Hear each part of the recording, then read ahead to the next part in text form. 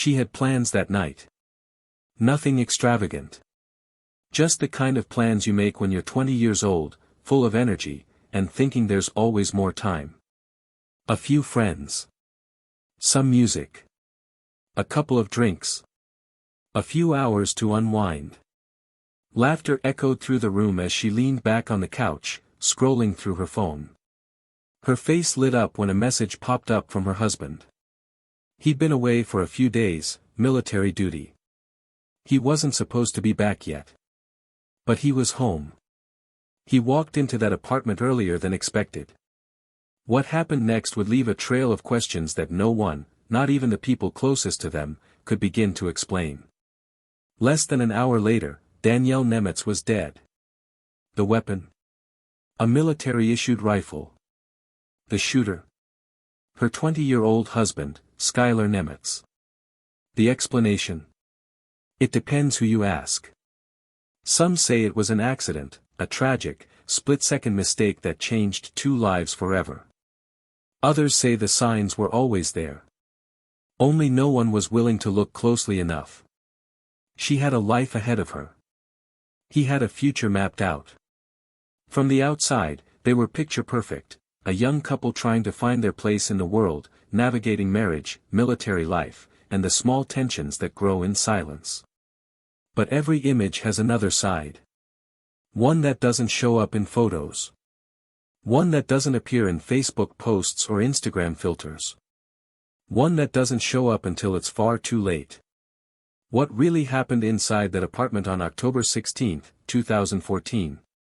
What did Skylar see when he looked at Danielle that night? What was said? What wasn't? Why did he pull the trigger? And what does a courtroom full of testimony really prove when the only two people who knew the truth aren't speaking anymore? This is the story of Danielle Nemetz. This is the silence that followed her last breath. And this is everything they never told you about the night she died. Part 1, The Face Behind the Name. She was born Danielle Waters. Raised in a small town in Alaska, surrounded by family who never imagined they'd one day speak about her in past tense. She was soft-spoken, kind in a way that made you stop and notice. Her smile wasn't loud, but it stayed with people. She liked music. She loved animals. She kept journals. She had dreams that stretched further than her zip code. Friends described her as dependable, the one who showed up, the one who listened without trying to fix everything. That kind of quiet loyalty you don't always find in people her age.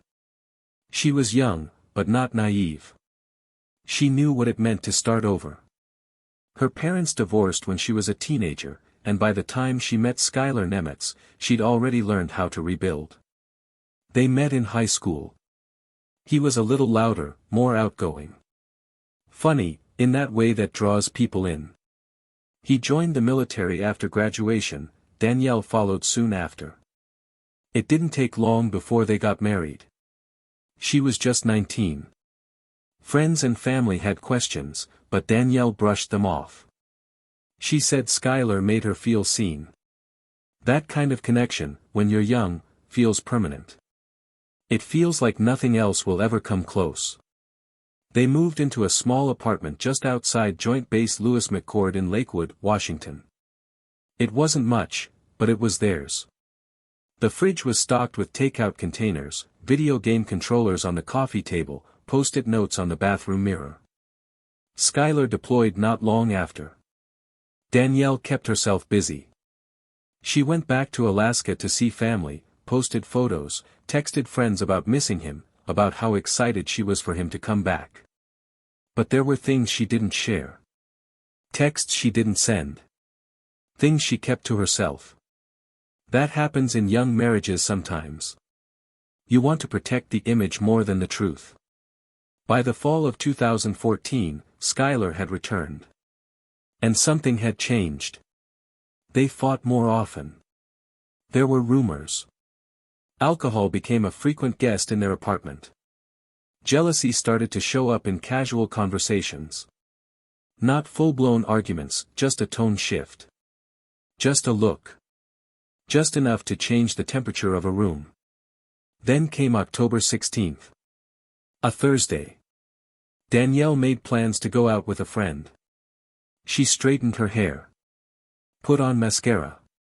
Took a selfie. Nothing out of the ordinary. She had no way of knowing that it would be the last photo she'd ever take. Or that Skylar would come home early. Earlier than anyone expected. He walked through the door around 8:30 p.m. Within minutes, something went wrong. By 8:55 p.m., Danielle was lying on the floor of their apartment. A single gunshot wound to the back of the head. The 911 call would come seconds later. And the story Skylar told would change everything. Excellent, let's continue with part 2, the night of the murder, in that same cold, documentary style. This section will guide viewers hour by hour, detail by detail, into the moments surrounding Danielle's death. Every line is deliberate. Every pause is part of the tension. Part 2, the night of the murder. October 16, 2014. Lakewood, Washington. It was just past 8:30 p.m. when Skylar Nemetz unlocked the front door. Danielle was in the bedroom. Her friend was still there. A bottle of flavored vodka sat on the counter, half gone. The TV was on. Lights low. Just another Thursday. Skylar had returned from military training earlier than Danielle expected.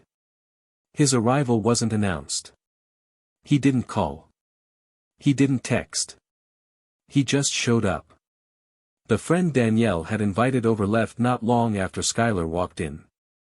She would later describe the air as off, but she didn't stay to ask why. What happened between the moment that door closed, and the moment the trigger was pulled, would become the core of the case. At 8:55 p.m., Skylar called 911. His voice on the recording is disoriented. He tells the operator his wife has been shot. That he needs help. That it was an accident. Officers arrived within minutes. Danielle was found lying in the bedroom. Unresponsive. A single gunshot wound to the back of the head. Skylar was immediately taken into custody. His initial statement. He was showing her the rifle. It just went off. But detectives noticed details that didn't fit the narrative. The rifle was an AK-47 style weapon, a 7.62 mm round. Not a simple firearm. Not one that discharges by mistake. It requires conscious handling. Specific loading. Deliberate movement. The shot had been fired from behind. It entered Danielle's skull from the rear left side. She had no chance to react. There was no sign of struggle. No defensive wounds. No signs of a break-in. Nothing disturbed. Just Danielle's body. And Skylar's version of events. That version would change more than once. At first, he said it was accidental. Then, he said they had argued. That he had been drinking. That he didn't mean to do it. Later, he claimed he didn't even know the gun was loaded. But one thing never changed, Danielle was gone. Family members were notified just after midnight. Her mother would later say she couldn't comprehend the words spoken to her. That it sounded like a mistake. Like the kind of story that happens to other people. Only this time, it didn't.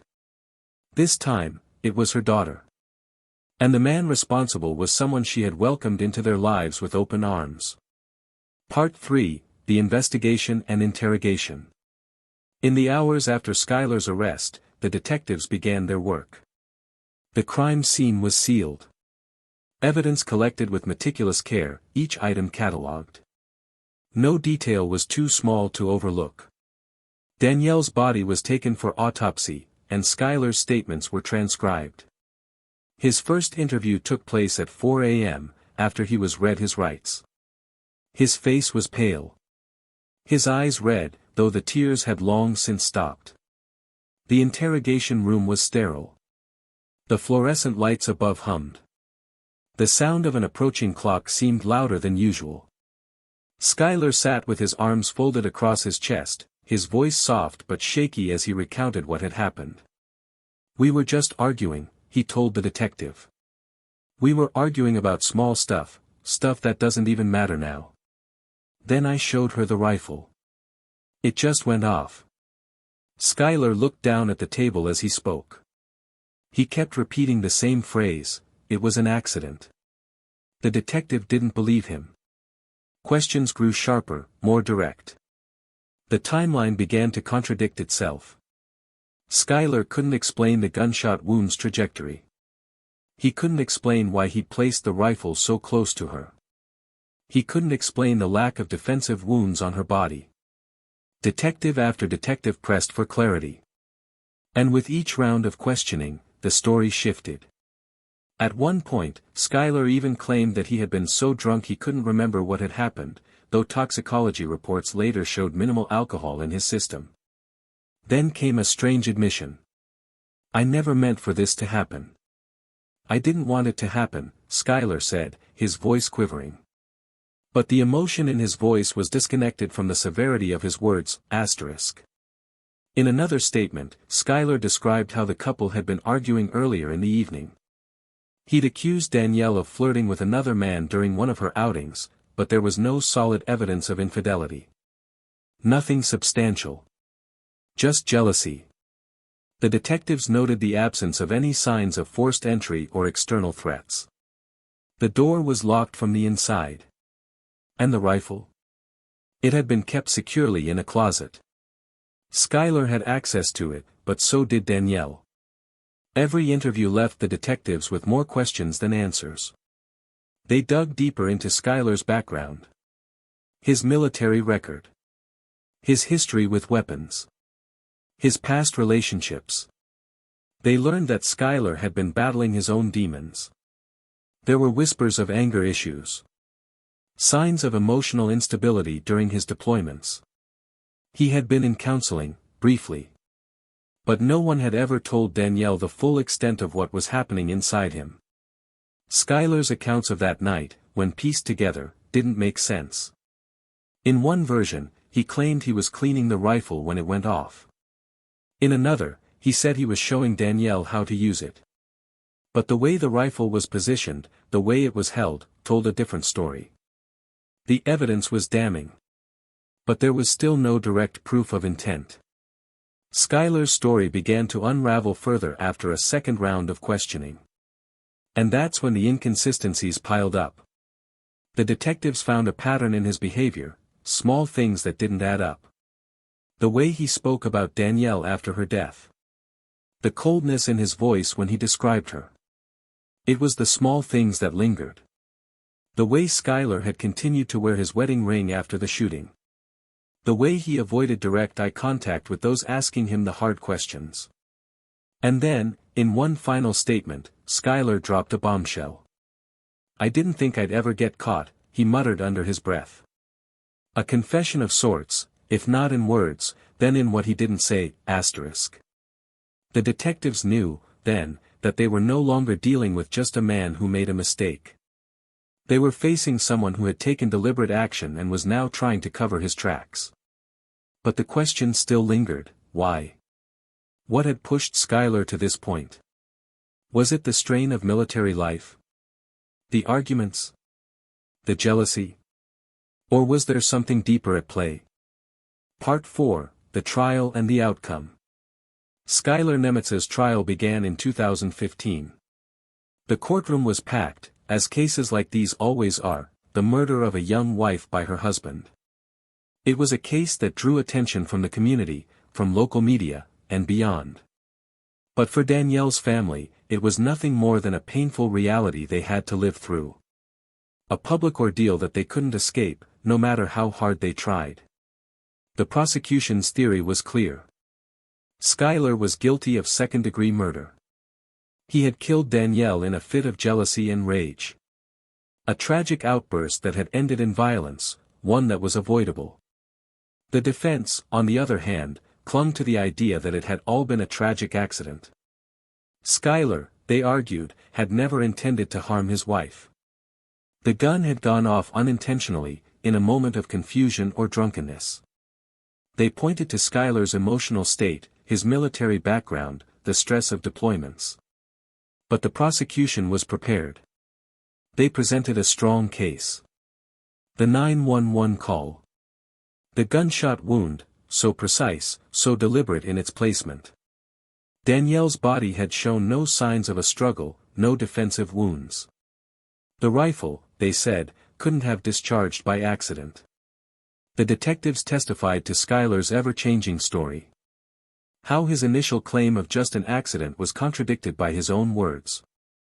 The inconsistencies. The coldness he displayed.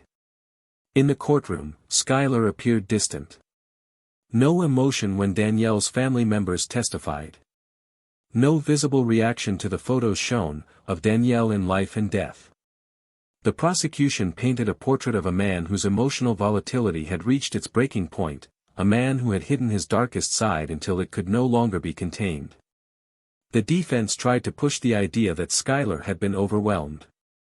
That the pressure of his military service, his personal life, and his unresolved trauma had pushed him to make a reckless, split-second decision. But in the end, the jury wasn't convinced.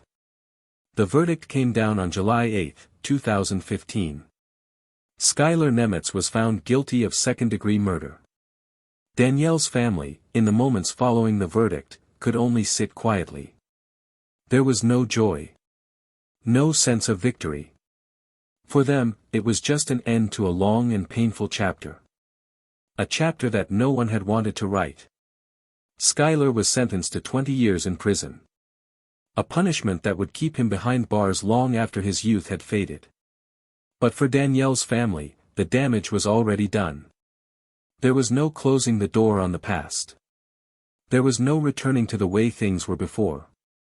The life that Danielle had lived, her quiet kindness, her dreams, was forever erased. No verdict, no sentencing, could ever undo the heartache. The case of Danielle Nemetz would remain a painful memory, a tragedy that would continue to haunt her family and those who loved her. But sometimes, in the quiet aftermath of tragedy, we find ourselves asking, what led to this? What led to a young woman's life being taken so suddenly? And could it have been prevented? The answer remains elusive.